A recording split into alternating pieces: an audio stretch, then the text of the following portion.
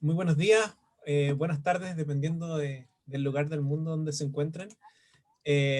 Bueno, quería agradecerle a todas las personas que están hoy día acompañándonos acá en nuestro sexto webinar de Pages ECN, o de la Red de Investigadores Jóvenes de Pages. Bueno, tenemos hoy día una invitada de lujo. Estamos súper contentos con la recepción que hemos tenido por todos los seminarios y la comunidad que hemos creado. Antes de presentar a nuestra invitada de hoy, quisiera, bueno, hacer una pequeña síntesis por las actividades que organizamos con la red. Eh, ahí, ahí sí, bueno, nosotros somos parte de la red de investigadores jóvenes de Pages, o Pages Early Career Network, que es, digamos, una rama de un consorcio científico muy grande que tiene participación en muchísimos países, que es Pages, o Past Global Changes. Y esta red de investigadores está formada por investigadores jóvenes para investigadores jóvenes, y los principales objetivos son, bueno, ayudar a la diseminación de los trabajos y las investigaciones de investigadores en etapa temprana de su desarrollo, establecer redes de colaboración entre distintos investigadores, incrementar la visibilidad del trabajo y permitir que se generen vínculos entre investigadores y jóvenes y la comunidad, y también, por supuesto, ayudarlos con los desafíos que los investigadores tenemos en términos de nuestra escritura, de nuestra capacidad de análisis de datos, etcétera, y en general promover las ideas de investigadores jóvenes que estén haciendo ciencia en sus respectivos países y promover la interacción entre distintos grupos. Y bueno, para hacer estos objetivos, la red esta se compone en distintos grupos, o se le denominan clúster, que están asociados con las actividades de la red. Hay un clúster que se encarga de hacer, bueno, talleres, tenemos ya varios ejemplos de eso. El clúster de los webinars, acá tenemos un súper ejemplo de eso. También hay un blog que es de Early Pages, que es el blog que se encarga de mostrar el trabajo y las experiencias de investigadores jóvenes en distintas partes.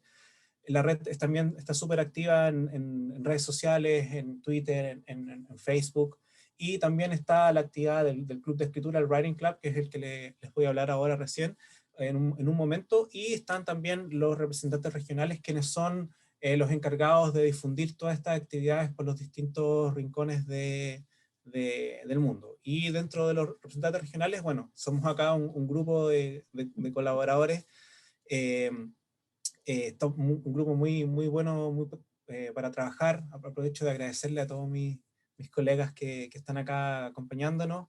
Y bueno, tenemos gente de México, Chile, Argentina, Guatemala, Panamá, Colombia, Perú, España, si no se me queda ninguno. Y bueno, estamos también súper abiertos para todos quienes quieran unirse a este grupo. Nos pueden escribir, nos pueden dejar sus comentarios en el chat, en el Facebook Live. Y nada, estamos felices. Ha sido una experiencia súper buena de generar vínculos y colaboraciones con investigadores jóvenes en Latinoamérica. Y bueno, les quería hablar sobre esta iniciativa que es el Club de Escritura. También hay algunos miembros de la red de investigadores jóvenes latinoamericanos que están participando, y como este cartoon de Mafalda lo dice, este club de escritura está diseñado para dar ese primer paso que muchas veces nos cuesta: la escritura de nuestra tesis, la escritura de nuestro primer artículo científico. Generalmente sentarse frente al computador y comenzar a escribir es el desafío mayor. Y este grupo de escritura se juntan distintas horas semanalmente, y el fin es utilizar una metodología de trabajo, que es la que está acá, en la cual se comienza con 5 minutos de conversación, de relajo, y luego se utiliza una dinámica en donde se van alternando 25 minutos de trabajo completamente en silencio, y luego con 5 minutos de descanso, 25 minutos de trabajo, así por 2 horas. Y de esta forma no solamente se asegura, digamos, poder avanzar día a día en la escritura, sino que también escuchar experiencias de otros investigadores, compartir las experiencias propias, y también saber de que los desafíos y todos los conflictos o los problemas que podemos tener como investigadores jóvenes también son comunes a muchos de nosotros, y que no estamos solos en estos temas. Y por ello también el escuchar otras experiencias también nos va a ayudar a nosotros a poder avanzar y poder terminar ese artículo o esa tesis que tanto nos complica. Así que todas las personas que estén interesadas en participar, ahí está el mail abajo, es writeclub.pages.sn@gmail.com, y estamos también súper abiertos a tener más gente y seguir incrementando la red. Así que, bueno, finalmente todos los interesados en participar, en unirse, bueno, pueden escribir al mail oficial, que es pages.sn@gmail.com, y también en todas las redes sociales, están Facebook, está el Twitter, está ResearchGate y YouTube, así que están todos invitados a participar. Y bueno, ahora sí voy a presentar a la invitada de hoy. Como dije, bueno, tenemos una invitada de lujo. Ella es Sandra Noguebot, investigadora de la University of Southampton, la Universidad de Southampton, en el Reino Unido, y quien hoy día nos va a presentar uno de sus más recientes artículos en la revista Science, la dimensión humana del cambio de la biodiversidad en las islas. Sandra ayer estuvo presentando en inglés, esta vez va a presentar en español, la estuve escuchando ayer y bueno, Sandra mencionó una frase que me pareció muy interesante, dijo, bueno, cada isla tiene su propio antropoceno, que hace, bueno, referencia a que las islas son verdaderos laboratorios naturales para investigar cambios en la biodiversidad, cambios en los ecosistemas asociados con la actividad humana, y en ese sentido también las islas son un verdadero análogo a lo que es nuestro planeta, porque tenemos uno solo, somos una verdadera isla en este mar infinito del universo, así que sin duda la evidencia y los trabajos de las islas nos van a entregar muchas luces sobre temas que son absolutamente relevantes para nosotros. Y además quería destacar otra cosa, todas las metodologías de trabajo de este artículo se han compartido libremente y pueden ser utilizadas a través de las distintas plataformas de trabajo como R o etcétera. Ujú. Así que eso, sin mucho más que esto, bueno, dejo de compartir y le cedo la palabra a Sandra, que está con nosotros. Sí. Buenas tardes, Sandra, allá en Reino Unido. Buenas tardes o buenos días a todos. Muchas gracias por esta introducción. Es un gran placer estar aquí y ahora voy a empezar a intentar compartir mi charla. Y como veo, momentín, que eso es un fallo mío, ¿eh? No pasa nada, empecemos de nuevo. Ahora sí que lo veré. Ya, aquí. Si todo va bien, ahora compartiré mi pantalla, ¿verdad? ¿La veis? Y ahora voy a ponerlo en presentación. ¿Sí? Aquí. ¿Todo bien, verdad? Sí, Todo se en ve bien. orden. Fantástico. Pues lo que decía, muchísimas gracias por haberme invitado en esta sesión Pages. Es un placer estar aquí, también dar la presentación en español o en castellano. También creo que es muy importante también divulgar ciencia que no sea en inglés. Y antes de empezar, me gustaría hacer como un recordatorio. Estaba charlando con Catalina González y recordamos que la primera vez que nos conocimos fue precisamente en un Pages, hace ya unos cuantos años. Y no puedo agradecer más toda la gente que he estado conociendo con este tipo de conferencias y con estos networks. Por lo tanto, mi completo, digamos, admiración por Pages y por esas oportunidades de crear estos networks tan importantes. Pues vamos allá. Vamos a empezar hablando de lo que estuvimos trabajando. Empezamos este proyecto, ya puede que sea en 2016. Estamos hablando de un trabajo bastante lento para conseguir todos los datos. Y me pedisteis un poco que presentase también un poco cómo ha sido mi carrera. Y me gustaría antes de empezar a decir que cuando yo empecé mi tesis, que la hice en Barcelona, hice trabajo de campo en Venezuela, en los tepuis, y uno de los papers que más me impresionó y creo que me marcó bastante es este paper de aquí. Por eso he puesto que los papers que me han inspirado desde los inicios. Y como veis, lo que sugiere este paper puede que sea muy claro, pero yo creo que en ese punto no se sabía muy bien, que es que muchas veces los paisajes que estamos viendo, por ejemplo, esto está muy enfocado en los bosques tropicales. Nosotros vemos esa estructura de un bosque tropical con todos los estratos, con toda esa biodiversidad, pero paleocólogos, arqueólogos y toda disciplina interesada en la historia empezó a ver que muchos de estos bosques tenían una historia humana muy larga. Yo creo que aquí se ve muy claro. Por ejemplo, si nos enfocamos nos llevamos a la isla de Papúa Nueva Guinea, vemos que hay indicios de, no de impacto humano, pero indicios de actividad humana ya hace 7000 años. O, por ejemplo, a los bosques de la isla de New Georgia, en lo que se considera el bosque intacto o virgen. Los estudios ecológicos también dicen que los árboles de ahí máximo han estado durante 150 años. Y eso se va repitiendo en distintas zonas. Yo creo que esto, en ese momento, cuando yo empezaba a estudiarla, entender un poco qué era la paleoecología, este paper me impactó bastante. Y la primera autora, que es Kathy Willis, que es una profesora en la Universidad de Oxford, resultó ser después la que sería mi mentora durante el postdoctorado. Y bueno, mi interés por los impactos humanos en los ecosistemas terrestres es largo, pero ha habido muchos papers que me han inspirado para saber un poco, entender también toda esta, digamos, dinámicas de la vegetación cuando entra las actividades humanas en juego. Y este paper también de Rudimans, publicado en 2015, creo que también inspira mucho porque lo que están discutiendo aquí es precisamente el origen del antropoceno, que como sabemos es como un hot topic y que aún no se sabe bien cuándo es el inicio del antropoceno. Y claro, hay muchísimas evidencias y bastante antiguas de los inicios del impacto humano en nuestros ecosistemas. Por ejemplo, aún no está muy claro, pero se sabe, por ejemplo, que las primeras extinciones de la megafauna, pensemos en mamuts, por ejemplo, han ocurrido hace muchísimos años. Estamos hablando que, según este autor, probablemente unos 15.000 años para atrás, incluso más. No se sabe muy bien si es clima o humanos.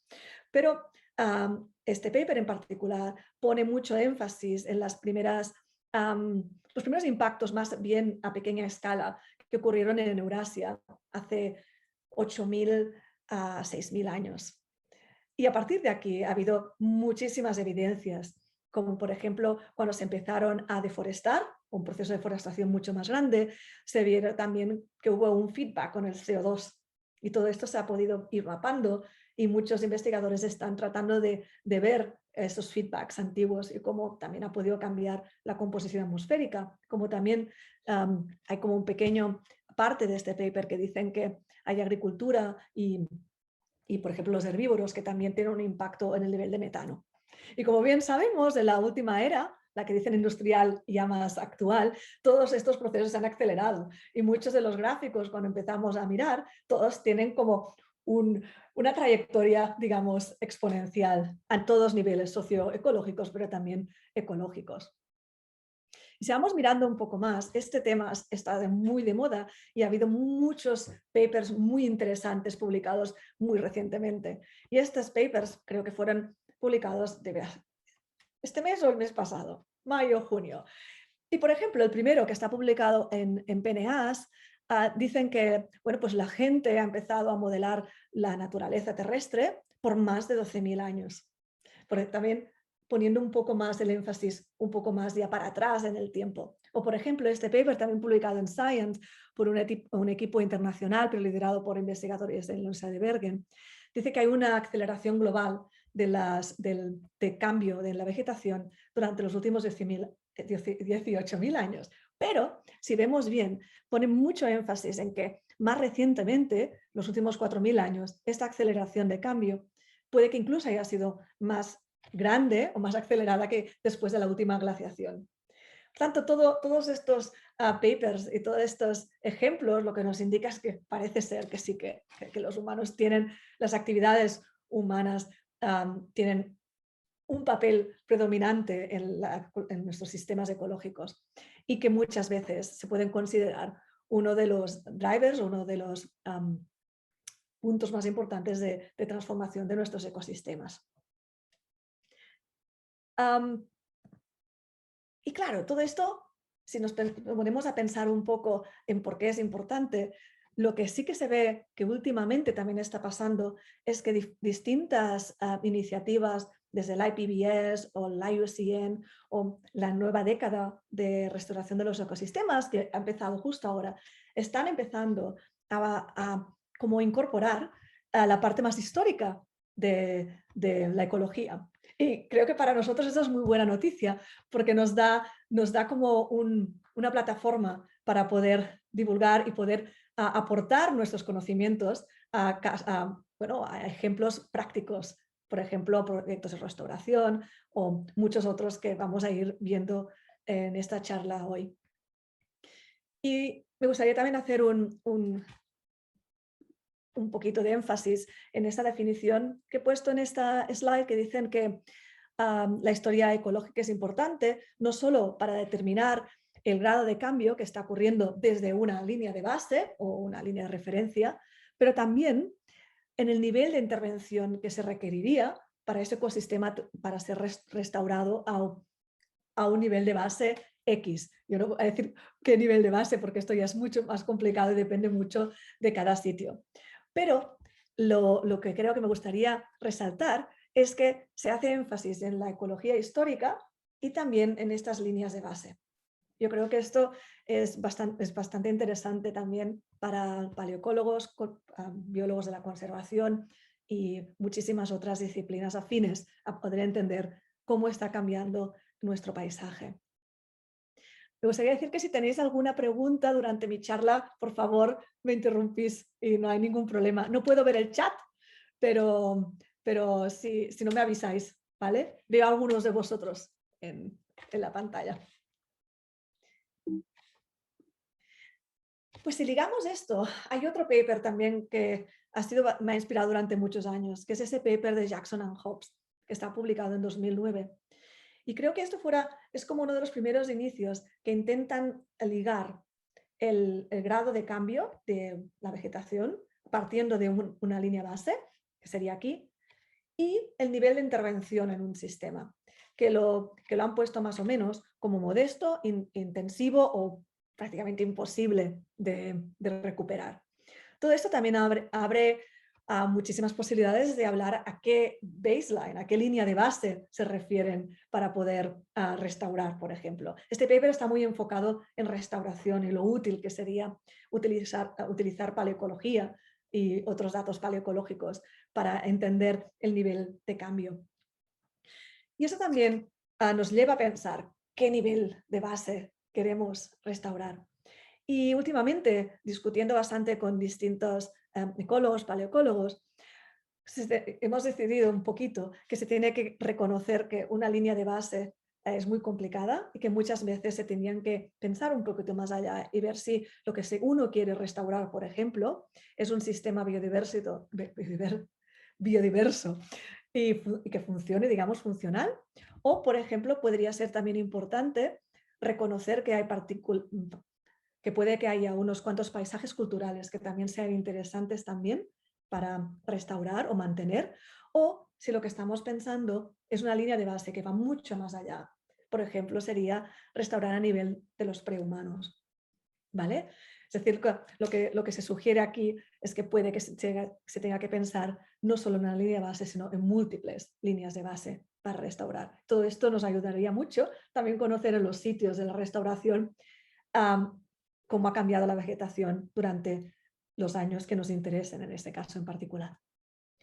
Por lo tanto, aquí nos estamos encontrando en un punto que se tendría que integrar esos conceptos de líneas de base, este grado de cambio, estas estas acciones de conservación que parece que están ya dentro más bien de los documentos importantes de policy, digamos, y también cómo podemos integrar todo esto usando fossil pollen, que es lo que a mí es parte de mi trabajo. Y pensando cómo, digamos, poder hacer esto, aunque creo que no lo hemos conseguido del todo, pero es el punto que nos gustaría poder llegar a esta integración, nosotros decidimos básicamente enfocarnos en islas. Y como muy bien Ignacia ha dicho al principio, las islas son sistemas naturales que han sido usados durante muchísimos siglos ya como laboratorios naturales. Solo tenemos que pensar básicamente en distintas teorías de la evolución o muchos estudios ecológicos se basan en islas. Pensemos en Galápagos, por ejemplo. Pero también sabemos que las islas contribuyen muchísimo en la biodiversidad global, pero también todo lo contrario, también contribuyen muchísimo en el nivel de extinciones en la Tierra. Se reconoce que puede que las extinciones de las especies en islas empezaron también a ser como más significativas alrededor del año 1500, que es cuando más o menos hubo ya más información de censos y de distintos viajes históricos que ha habido a través de los océanos. Y aquí llegamos al punto de que podríamos considerar, y me gustaría mucho discutir esto después, que cada isla tendría su propio antropoceno, porque cada isla ha tenido, si se conoce bien gracias a estudios arqueológicos, paleoecológicos o históricos, cuando los humanos realmente llegaron en la isla y empezaron a interactuar con los recursos, podríamos considerar que cada isla tendría su antropoceno, que nosotros podríamos detectar usando estas técnicas paleoecológicas, como serían el polen, el DNA antiguo o todos los otros proxies que usamos. Y aquí fuimos durante muchísimos años con distintos grupos de investigación. Hay muchísima gente muy interesada también en islas que ha estado trabajando localmente en todas estas islas. Y antes de empezar a hablar más globalmente, me gustaría poner un poco de énfasis en el trabajo local de unas distintas islas para dar también a conocer cómo cada dato que tenemos en este paper viene también de unas publicaciones y de unos trabajos hechos a nivel de escala más pequeña. Por ejemplo, me voy a enfocar en un estudio de La Gomera, de las Islas Canarias aquí. Después hablaré de Cabo Verde, de un estudio liderado por Álvaro Castilla Beltrán. Y después explicaré también un poquito el caso de estudio de Mauricio, liderado por Eric de Boer y colegas en Ámsterdam. Y para empezar, me gustaría, os presento La Gomera. No sé cuántos de vosotros habéis estado en La Gomera. Pues es una pequeña isla que está, digamos, a 45 minutos en ferry de la isla de Tenerife, que sería la isla, una de las islas más grandes de las Islas Canarias. Y aquí con el grupo de investigación de la Universidad de La Laguna, liderado por José María Fernández Palacios y Lea de Nacimiento, están haciendo un trabajo inmenso para conocer la paleoecología de estas islas. Están localizadas en el Atlántico y han tenido distintas oleadas de colonización o de llegada de los humanos. Dependiendo del estudio y dependiendo también cómo va avanzando las dataciones de los distintos sitios arqueológicos, pero también otras evidencias, depende un poco de qué isla, pero más o menos se ve que los humanos llegaron hace unos 2.800 años, 2.300, y se ve que llegaron del norte de África, los primeros humanos. Y después nosotros podemos ver en este punto qué pasó en ese momento. Pero también tenemos la segunda oleada viniendo de la península ibérica. Tanto es un buen sistema para ver primeros qué pasa cuando los primeros humanos llegan y qué pasa cuando la segunda oleada de humanos también impactan en el sistema. Y bueno, mi interés en particular estaba en el bosque de laurel o la laurisilva, que es la imagen que vemos aquí en nuestra izquierda. Como ves, es un bosque espectacular. Muchos líquenes, es bastante húmedo. Y es así, como se ve esta foto. Y está localizado en la cima de la isla de La Gomera. Lo he puesto aquí en más oscuro. Eso sería el Parque Nacional de Garajonay. Un parque espectacular. Y nosotros, en las Islas Canarias, no hay lagos propiamente dichos. Puede que haya como lo que dicen formal lakes, lagos que puede que sean en el pasado o que sean temporales, que por ejemplo en primavera tengan una capita de agua. Y nosotros sacamos un core de esta parte de aquí, Laguna Grande, que está localizada en 1.250 metros de altitud. Fuimos ahí, cogimos los sedimentos y, como ya sabéis, laboratorio, etcétera, y sacamos unos datos que cubren casi los últimos 10.000 años de este bosque de laurel. Y os enseño esto porque creo que aquí también estuvo la inspiración de este paper global que presentaré luego. Porque empezamos a ver cómo los distintos impactos, un poco indirectos en ese momento, impactaron en el bosque de laurel, la laurisilva. Vimos primero que había un cambio regional conocido, que es el African Human Period. Y vemos que esta tendencia regional hacia climas más secos y áridos. Sería cuando también el Sáhara empezó a ser lo que conocemos actualmente. Y esto pasó hace unos 5.500 años, más o menos. Cogimos este punto también y vimos que los datos de polen también son significativos ahí. Hay un cambio, ¿vale?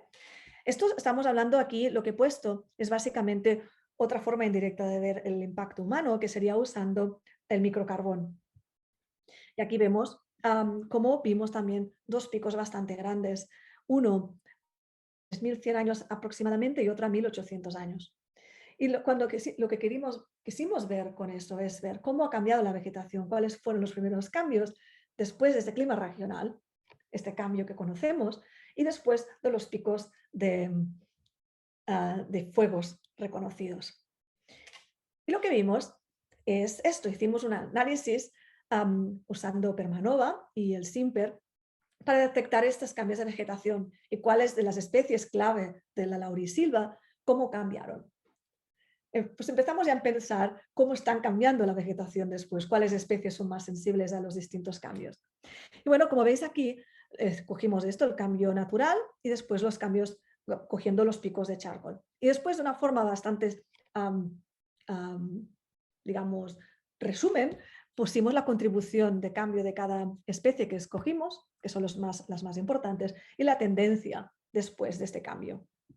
Tanto vemos que especies que suben, especies que bajan. Pero lo que vimos en general también es que el bosque de laurel no vemos un impacto humano muy grande. ¿De acuerdo? Vemos un cambio ambiental mucho más grande debido al cambio regional y no tanto al humano.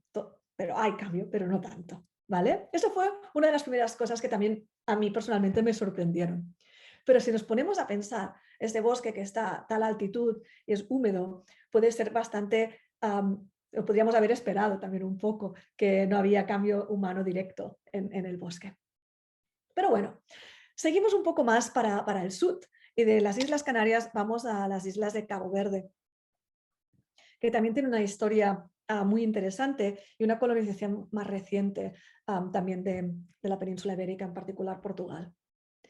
Y aquí somos también el grupo, que somos también el equipo de La Laguna, de Nuestra de la Laguna, y después Álvaro, que hizo la tesis en Cabo Verde, y mi colega Mary Edwards también en la Universidad de Southampton, y un montón más de colaboradores.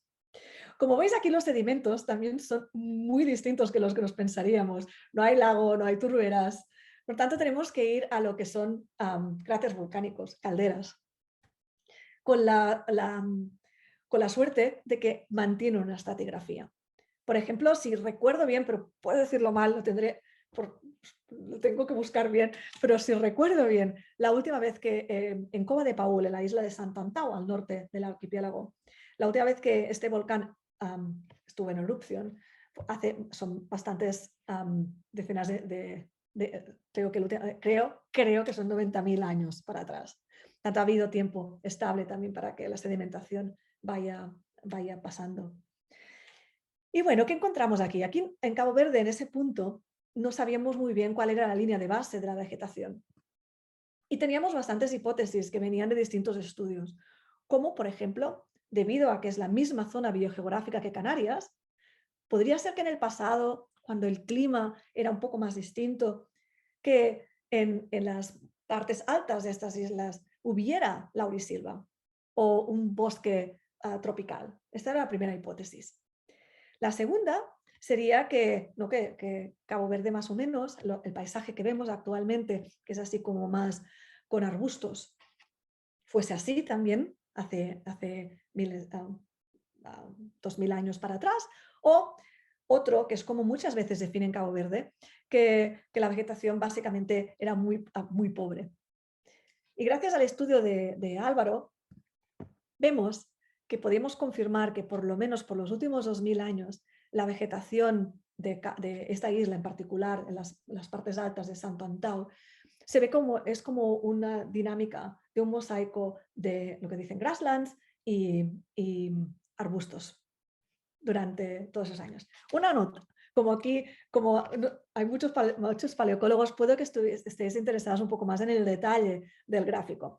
Lo que vemos aquí es que tuvimos unos cuantos problemas, eran sedimentos muy, muy complicados y tuvimos unos cuantos problemas de que no había preservación de polen. Por lo menos así lo ponimos en blanco, porque realmente la preservación del polen en un sitio tan seco y sin agua y sin buenas condiciones también de preservación es bastante complicada. Y después también me gustaría añadir que empezamos a mirar también los potenciales polenes que pueden haber llegado con dispersión a larga distancia. Y los separamos para no confundir también un poco lo que son los pólenes que pueden llegar a larga distancia de los introducidos por los humanos, por ejemplo, y la vegetación de Cabo Verde. Pues sí, vamos ya al último ejemplo local y nos mudamos a Mauricio.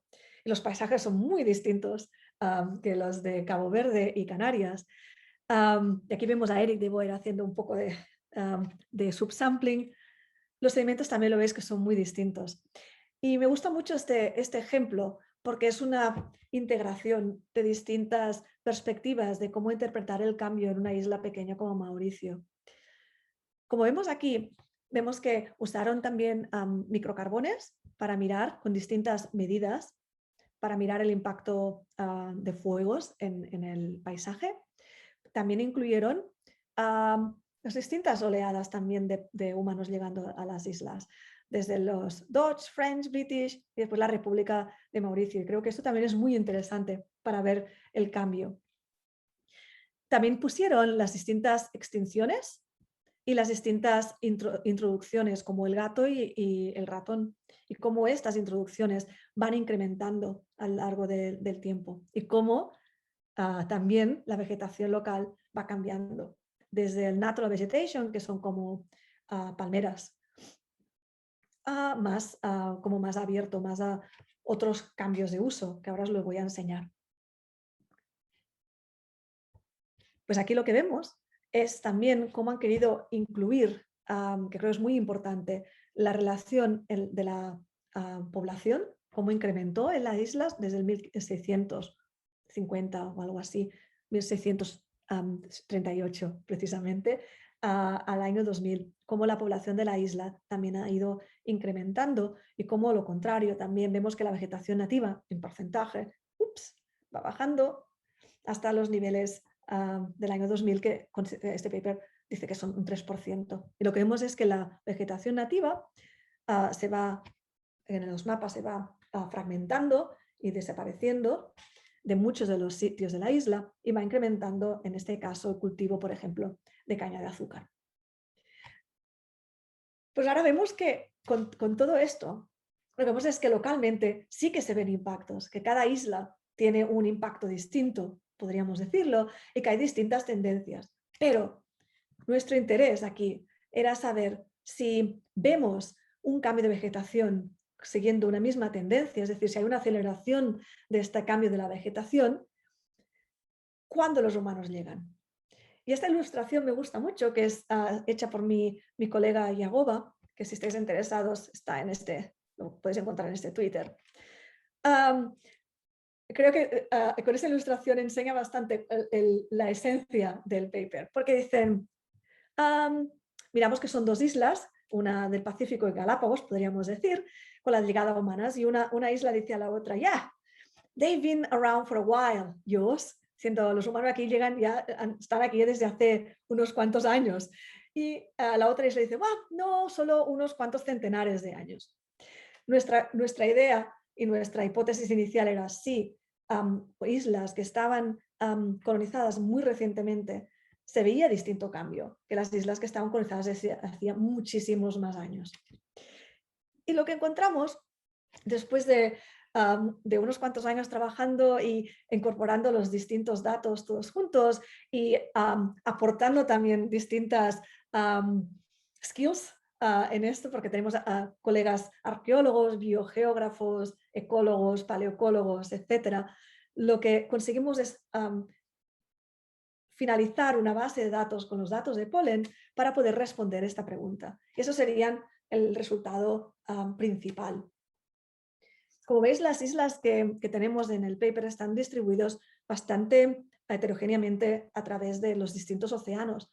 Y una cosa que me gustaría resaltar es que tenemos islas desde el Ártico, como Islandia, pero también tenemos islas que casi básicamente están ya como muy cercanas a ser subantárticas, como las islas de Nightingale y Tristán da Cunha, como vemos aquí en el Atlántico. Tenemos islas que son más grandes, islas más pequeñas, con distintas gradientes también de aislamiento, entendiendo como la distancia de estas islas del continente. Y también tenemos islas que han tenido distintas historias de llegada de los humanos. Por ejemplo, las islas del Pacífico, muchas de ellas han sido colonizadas hace muchos años, 3000 años, por ejemplo. Pero tenemos islas como Galápagos que hace mucho, mucho menos. O, por ejemplo, otras islas como las que hemos enseñado de Canarias o otras. Y lo que queríamos era poner todo esto un poco conjunto e intentar ver si hay alguna tendencia, algún patrón general que podemos encontrar usando los datos de polen. Y lo que vemos aquí, básicamente, en la línea azul, es que todas suben bastante. Y después lo que hicimos aquí es un análisis usando DCA, Depende Corresponde al Análisis. Y lo que veis también es que nos enfocamos en los últimos 5000 años. Esto también está hecho como un poco, no diría a propósito, pero también era importante coger un periodo temporal donde el clima es bastante más estable, que si vas más cerca del último máximo glacial, y también porque la mayoría de islas han sido colonizadas durante este periodo de tiempo. Otra cosa importante también me gustaría resaltar es que para nosotros era muy importante que tuviésemos datos antes y después de la llegada de los humanos. Y más de un dato, que necesitamos como una tendencia general para poder hacer los análisis bien. Y después lo que hicimos es usar como un análisis prescribed, que se dice, y usando los datos que tenemos de cuando sabemos que los humanos llegaron. Y eso sería el análisis que nos da la línea naranja, esta. Como veis, más o menos, cada vez que veis la línea naranja hay como una aceleración. Pero también hicimos otro análisis en paralelo, que es el que básicamente pedimos a los datos que nos indicara cuándo había el cambio más grande. Y lo que veo muy interesante cuando cada vez que veo esta figura es que vemos que hay como un poco de variación cuando hay la primera línea, la naranja, y cuando hay la negra. Y esto creo que hace esos resultados bastante interesantes también. Pero bueno, vemos que sí, que cuando los humanos llegan, clarísimamente la vegetación sufre un cambio, un turnover, nosotros lo que hacemos, y una dirección, una direccionalidad. Cuando ponemos este cambio todo junto, que sería lo que indica esta gráfica aquí con estos box plots, vemos que cuando vemos antes de que llegaran los humanos en las islas, el cambio es pequeñito. ¿Hay cambio? Hay cambio también, hay turnover, pero es pequeñito comparado si solo ponemos los datos de cambio después de los humanos, que sería este box plot. Yo creo que es rosa, no sé qué color lo veis vosotros, como un lila rosa. Y estos serían, como decimos, el rate of turnover de antes y después. Y calculamos esto, que este factor de cambio es de 11 veces más este cambio. Pero me gustaría aquí hacer como volver al local. Sabemos que tenemos este cambio, que sí lo vemos, que sube pues este impacto es 11 veces mayor, la vegetación responde por lo menos. Pero si volvemos otra vez a las islas localmente, vemos que definitivamente, si juntamos todo, claro que hay un factor de cambio de 11, pero si empezamos a ver un poco, vemos que cada isla tiene una magnitud de cambio un poco distinta. Y eso también lo encuentro muy interesante. Por ejemplo, si vamos a La Gomera, que es el ejemplo que os he enseñado antes, vemos también que hay un cambio antes y después tenemos el cambio humano, pero si vamos a la isla de Mauricio, lo vemos también un poco al revés.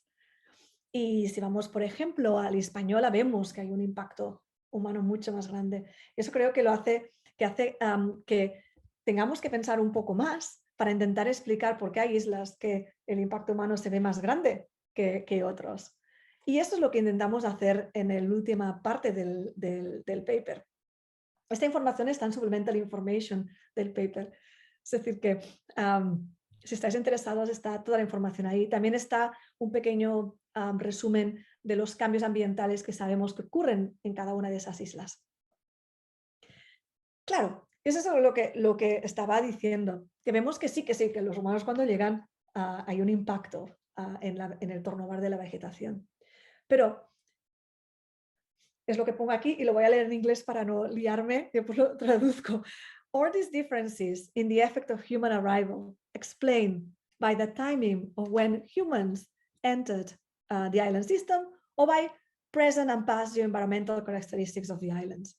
Básicamente, lo que queríamos ver era la influencia también de las características geoambientales de las islas. Sí podíamos ver que había algún factor determinante también, que puede que nos haya pasado en los primeros análisis.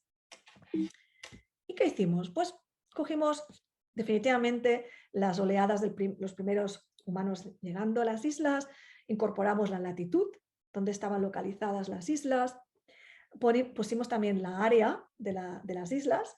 Sabemos, por ejemplo, que pequeñas islas puede que el turnover sea más grande. En estudios modernos se ve que pequeñas poblaciones puede que el turnover sea más grande.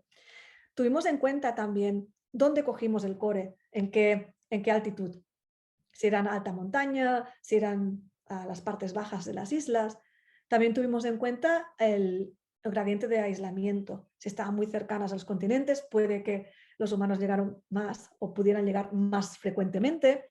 Y también si el área de la isla cambió debido a factores de glacial, periodos glaciares, interglaciares. Lo ponemos todo. Y claro, encontramos esto y vemos que la única, análisis significativo es el de llegada a los humanos. Por tanto, lo que decíamos es que las diferencias entre los turnovers antes de la llegada de los humanos y después de la llegada de los humanos parece ser que están, lo que decimos que están ligadas sistemáticamente a cuándo llegaron los humanos, con cambios más rápidos en islas colonizadas hace 1500 años que las islas colonizadas mucho más antiguamente, por ejemplo 3000 años. Y después también vimos que con los datos que tenemos, las condiciones geográficas, las características geográficas de las islas, como el área, la latitud, los ejemplos que os he enseñado antes, no parecen que están directamente relacionadas en esta aceleración de cambio de la vegetación.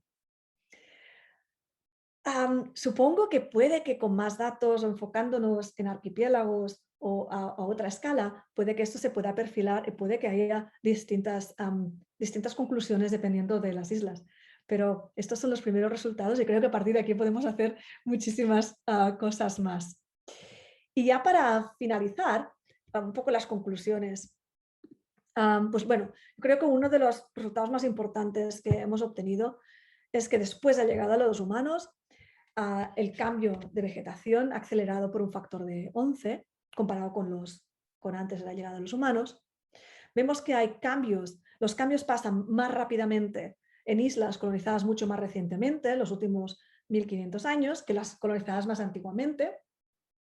Y muy interesante lo que también encuentro es que vemos que las islas están de cambio y que siguen una trayectoria, una direccionalidad, pero están constantemente en cambio. Por lo tanto, ¿para dónde van? Eso es como una pregunta que me tiene muy intrigada. Y después el último punto, la última conclusión, es que nuestros resultados no indican que los ecosistemas terrestres de las islas puedan como volver a la dinámica de antes de los humanos, o lo que yo pongo aquí, la línea de base, que fueron las observaciones que tenemos antes de que los humanos lleguen. a las islas. Y esto liga también en cómo incorporar baselines también en conservación y en restauración. Y ya estaría. Tengo que agradecer a toda esta gente que veis aquí en las fotos, pero también a muchísimas más. Seguro que me he olvidado a más caras, pero esos son todas esas smiley faces. Son gente espectacular. Y finalmente, si estáis interesados en islas o en paleoecología y os interesaría aplicar o pedir una Marie Curie en mi lab, en mi universidad, por favor mandadme un mail, que siempre estaría encantada de poder ayudaros a escribir una propuesta para postdocs. O sea, creo que se abrieron, como quien dice, ayer, sí, el 22. Pero hay mucho tiempo para prepararlo porque es hasta el 12 de octubre. Por tanto, sí. Y bueno, muchas gracias. Bravo. Gracias a ti, Sandra. Buenísima, buenísima presentación, muy ilustrativa. No sé si hay algunas preguntas en el chat. ¿Vale? Yo tengo una pregunta. Voy a comenzar, voy a tomarme este espacio, aprovechar. Y según lo que vimos en uno de tus gráficos, que al parecer las islas que son colonizadas por humanos más recientemente tienden a cambiar mucho más o alterar su vegetación mucho más rápido que la anterior. Eso me parece que quiere decir que el modo de colonizar moderno es más dañino o más alterador que el modo antiguo. La pregunta sería, bueno, ¿por qué piensas tú que cambian esos modos? Sí, yo creo que es la tecnología. No sabemos, creo que a través de la literatura, más bien de la arqueología y de la historia, podemos llegar a una conclusión más buena, porque podría ser perfectamente la tecnología de la llegada, pero también la cantidad de gente que llegó. Es decir, que hay como unas cuantas incógnitas aquí. Sí, sí. Pero yo sí, creo que los próximos pasos tienen que ir también para esa dirección, intentar entender mucho más densidad de población, como el ejemplo que os enseñé de Mauricio, también, y como también el objetivo de la llegada de la gente en las islas. Sí, sí, no tengo la respuesta ahí. No la tengo. Claro, quizás, claro, tenga que ver con las especies introducidas, quizás más recientemente También. Se trajeron. conoce que los conejos, los ratones, los gatos, el ejemplo de South Georgia, que no está incluido en el estudio, pero que han tenido que erradicar a las poblaciones de ratones, porque si no la población de pájaros también endémicos Claro, estaban. los colonizadores modernos trajeron, parece, más cosas bajo el brazo. No sé si hay otra pregunta. Monse, a ver, ahí veo una Yo, mano levantada. yo, Diana. pero es mano física porque no encontré la manito del coso.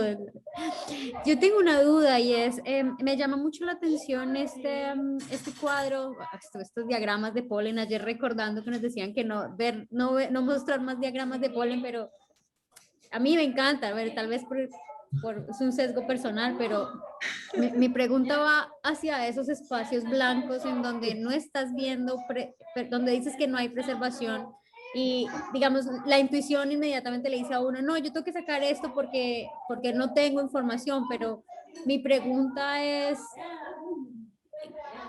tal vez esos espacios blancos, esos momentos de no preservación, conven o tiene alguna información paleoecológica que estamos descartando y sistemáticamente se descarga de todas las islas, ¿no? Sí, es muy interesante la pregunta, gracias. Sí, y ese fue el primer paper de Álvaro. Me encantaría que Álvaro estuviese aquí, pero no ha podido. Está haciendo trabajo de campo actualmente. En el segundo paper de su tesis lo que hicimos es que justamente en estas partes que también en esa isla estaban ahí como un poco que no había polen, sí que hay biomarcadores. Y encontramos, pudimos caracterizar en las bandas donde no había preservación de polen, pero sí de non-pollen palynomorphs. Teníamos hongos y otras tipos de microorganismos, digamos. Y encontramos y pudimos hacer como un poco a nivel muy global, pudimos ver que la parte de los biomarcadores no había cambiado, de la parte que teníamos preservación de polen con la parte que no teníamos, pudiendo decir, dar un poco una continuidad en eso. En ese caso en particular, también lo que pasó es que se supone que hubo bastantes procesos de erosión y después, digamos que esas partes la preservación era realmente muy mala. Sí, sí. Suele pasar, Sí. sobre todo cuando son Sí. ambientes húmedos como lagos o bufedales, turberas. Sí, una lástima. Conozco algunos ejemplos también. A ver, tenemos Ay, dos manos sí, levantadas. Quería darle la palabra a Gabriel Cervera, está aquí. Después Hola, vamos. buenas. Hola. Hola. Bueno, primero, enhorabuena, Sandra, enhorabuena. La verdad es que en mi caso ha sido un poco ver la película antes que leer el libro, porque aún no he tenido tiempo de leerme el artículo, está allí en la pila de las cosas a hacer. Pero la verdad es que es súper inspirador y como persona que trabaja en islas, también en este caso en las Baleares, pues me ha ¡Ostras! parecido Estamos súper muy bien. interesante. Sí, sí. Y bueno, desde un poco lo que me pasa en Baleares, tengo una pregunta y quería saber cómo lo habéis resuelto, porque Vale. muchas veces nos encontramos con el problema de que hay una incongruencia entre los datos arqueológicos de cuando la arqueología te dice que llegan los primeros colonizadores a las islas y lo que vemos luego en los diagramas polínicos, que a veces en los diagramas polínicos vemos que es anterior a lo que desde el punto de vista de la arqueología estamos encontrando. Entonces, quería preguntaros cómo habéis gestionado este tipo de debate en que nos metemos siempre entre paleoambientalistas y arqueólogos. Sí, fantástico. Bueno, encantada con Ashrat. Igualmente. Pues muy buena pregunta porque nos costó decidir. Lo que hicimos primero era seleccionar las islas que serían como más remotas y oceánicas, en las cuales no hay, aparte de las islas del Pacífico, no hay una colonización muy antigua, que después también la cosa se complica mucho más, como puede ser precisamente en las islas mediterráneas o en tu caso las Baleares. Lo que nosotros fuimos muy sistemáticos. Leímos lo que el paper decía y nos fuimos a las fuentes arqueológicas, si es que había. Y cogimos la evidencia más clara y más sustentada a través de la literatura. Pero en la información, supplementary information, hay veces que en las islas tenemos un asterisco y decimos, se está debatiendo una llegada anterior, o nosotros hemos incorporado lo que se considera la llegada, pero sabemos que cuando hubo un cambio de usos muy grande era este periodo de tiempo. Y después, para solucionarlo aún más, lo que hicimos es usar dos análisis. El prescrito, que es usando precisamente los datos independientes de la llegada humana, y después el otro, el de la línea negra, que no es prescribed, es el optimized que decimos. Es cuando nos indica cuando los datos nos están cambiando. No sé si te he contestado del todo, Gabriel. Sí, yo creo que hay una pregunta en el chat que Sí. va como en la Sí, vía de... el único problema es que te internet es muy mal y te lo corto, pero... Tenemos una pregunta escrita, pero quería darle la palabra a Oris, que hace rato que tenía la mano alzada, así que Oris, sí. Ay, gracias. Disculpen. Primero, felicidades, Sandra. Me encantó tu charla. Excelente. Muy clara. Y bueno, dentro de también un poquito mi ignorancia en la parte esta palinológica, y no sé si me perdí de esto en tan clara charla que diste, pero este turnover que hablabas después de bueno, después que llegara la línea amarilla, puede tener que ver de alguna forma el tipo de vegetación, por ejemplo, sea templada versus tropical. ¿Eso lo tomaron en cuenta?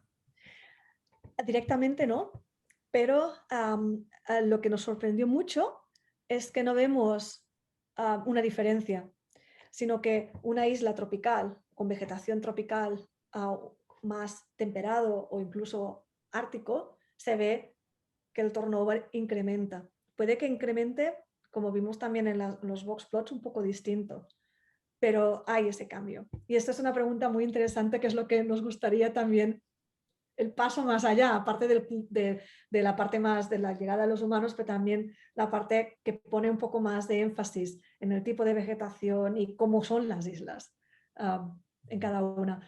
Pero lo que vimos es que era independiente del tipo de vegetación, y creo que eso aún lo hace como más, no sé, más curioso en este sentido. Gracias. Tenemos ahora una pregunta escrita. Tenemos una pregunta de Catalina González que dice, Hey. entre las variables que evaluaron como potenciales drivers, ¿incluyeron alguna variable climática? Estaba ¿No? pensando que los Sí. sitios de microrefugio más húmedos potencialmente podrían actuar como un buffer más eficiente. Gracias, Catalina. Muy buen punto. Lo que intentamos nosotros es de una forma bastante indirecta, diría, porque con la latitud tú también tienes ya un gradiente actual climático. Pero usamos precisamente los últimos 5.000 años, que sabemos que es bastante estable, aunque se ve que cambia un poco para allá. pero no lo incluimos, porque la otra problemática, no tiene una problemática, diría un challenge muy importante que tenemos, es que no tenemos datos independientes para cada isla del cambio climático en el pasado. Podemos usar medidas globales y decidimos no usarlos. Y Catalina, me ahí levantó la mano. puedo terminar, es que quiero como preguntar.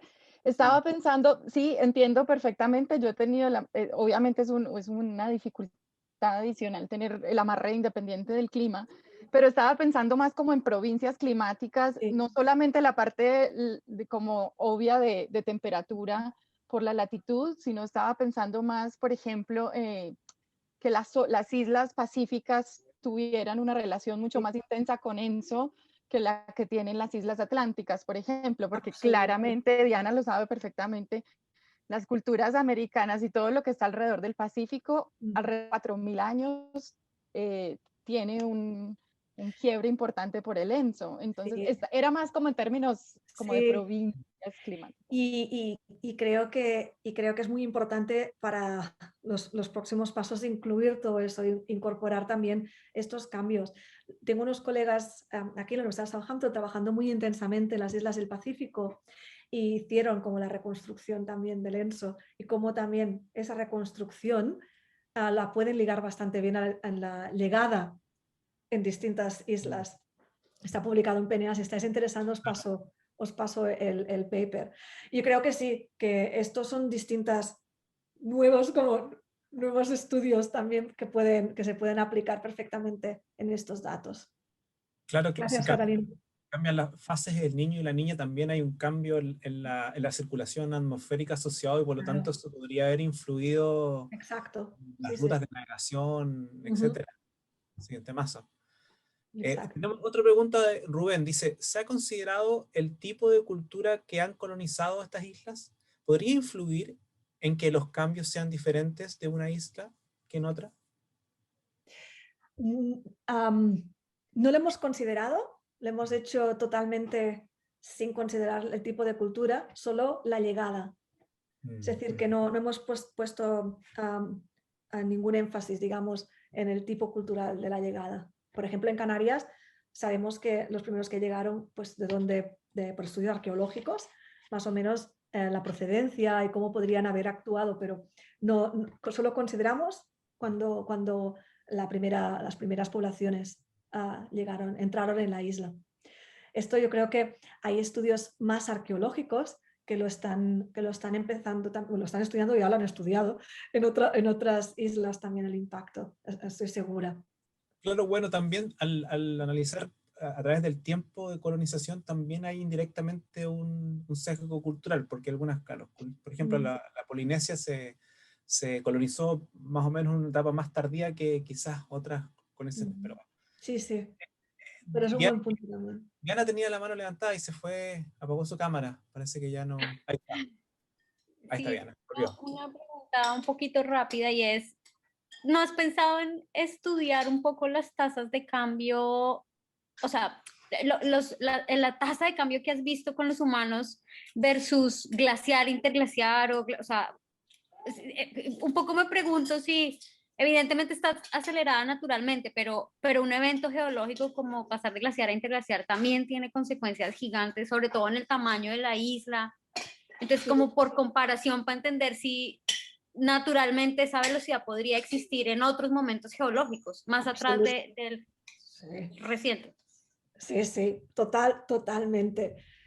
Nosotros teníamos que cortar en un punto y como nuestro interés principal era las primeras llegadas humanos, cortamos a los 5000, pero erupciones volcánicas, cambios glaciares, tsunamis, eventos extremos.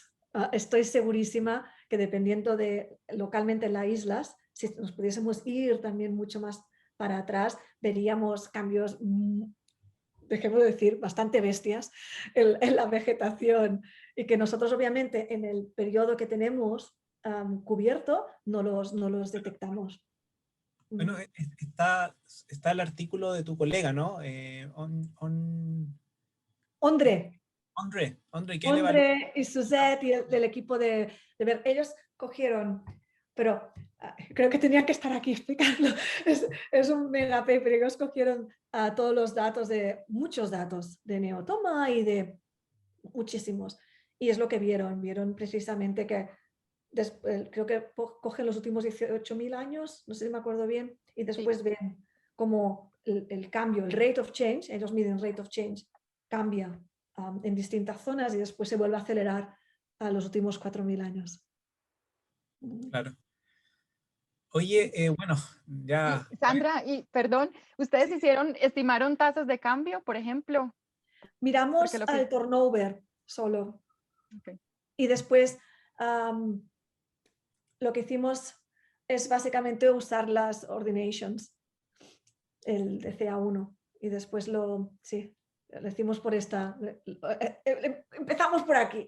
Lo que después ya vamos viendo a ver qué más podemos hacer. Sí. Oye, yo tenía una pregunta también. Bueno, como dijo Gabriel, la fecha de llegada de la isla es un tema de discusión muchas veces y un excelente ejemplo de eso es Rapa Nui, ¿no? Easter Island o Isla de Pascua. Sí. Se ha debatido muchísimo, pero sin embargo los datos no se incluyeron en el artículo. No sé si hay alguna razón para eso, porque hay mucho trabajo. No creo que haya ninguna razón en particular porque no se incluyeron, pero no tengo respuesta, no sé por qué. Pero la isla de Pascua también, claro, aún está todo en mucho debate y hay un montón de investigadores intentando ver si es ecocide, genocide y todo esto cómo se entiende. Sí.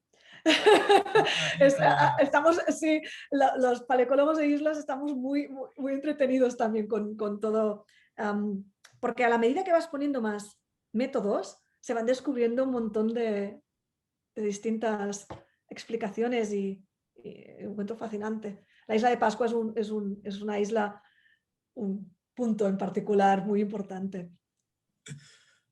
¿Alguien quiere hacer alguna otra pregunta? Abro la palabra. Aquí, Gabriel, por favor, de nuevo. Ahí va. Sí, bueno, era un poco en relación a lo que has preguntado tú ahora en la última pregunta, que era, a veces también tenemos el problema que al juntar los datos paleoambientales y arqueológicos, nos tenemos que basar en modelos cronológicos que no siempre son fáciles de construir. Sobre todo en lagunas litorales, pues a veces tenemos unos líos de dataciones o reversals o dos modelos cronológicos posibles y es un lío gestionar esto. Entonces, claro, cuando queremos combinar estas diferentes series de datos para estudiar precisamente esos primeros impactos, no sé cómo lo habéis conseguido gestionar vosotros.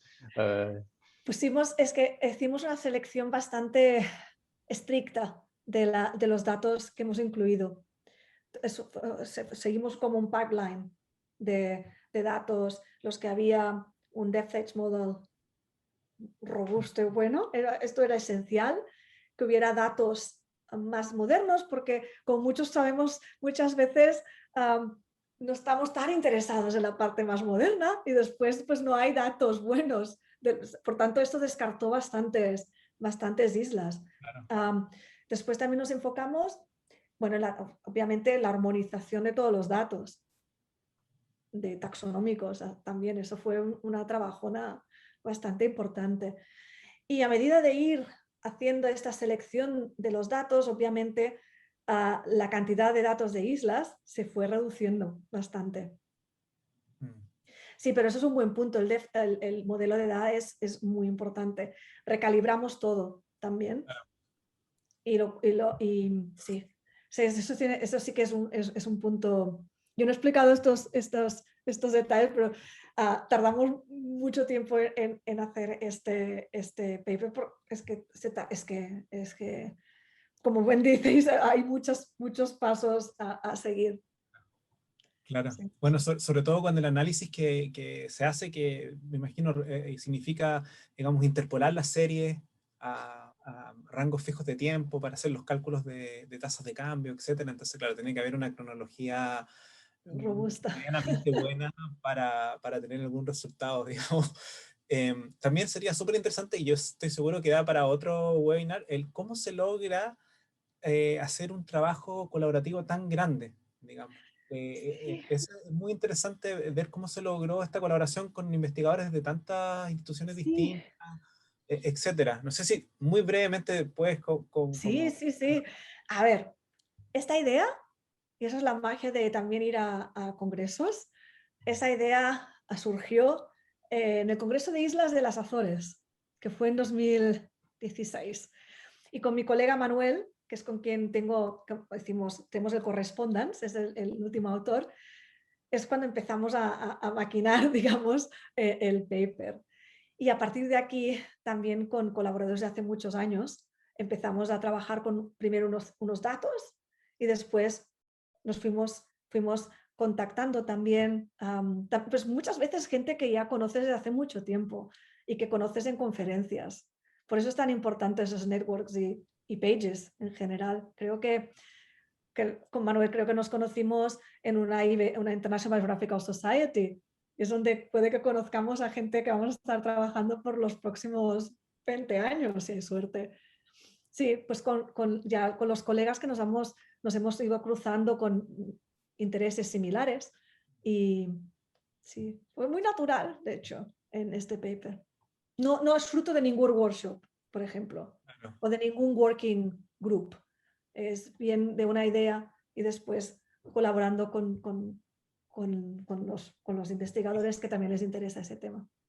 Sí, genial que se logra, digamos, alinear los intereses, los horarios. No que hubieron reuniones, bueno, había una foto ahí en Zoom con los... Bueno, eso en Zoom, eso era el día que se publicó el paper.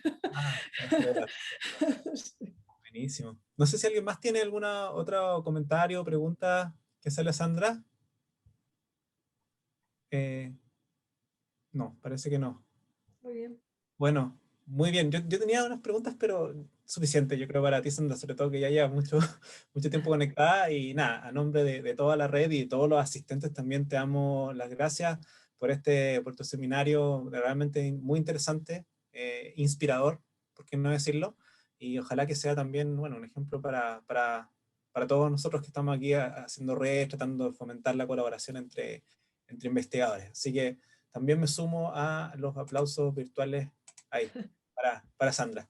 Así que muchas gracias y bueno, vamos a estar en contacto con todos los que están aquí y vamos a enviar nuevas novedades sobre actividades, etc. Así que eso. Gracias. Gracias, Sandra.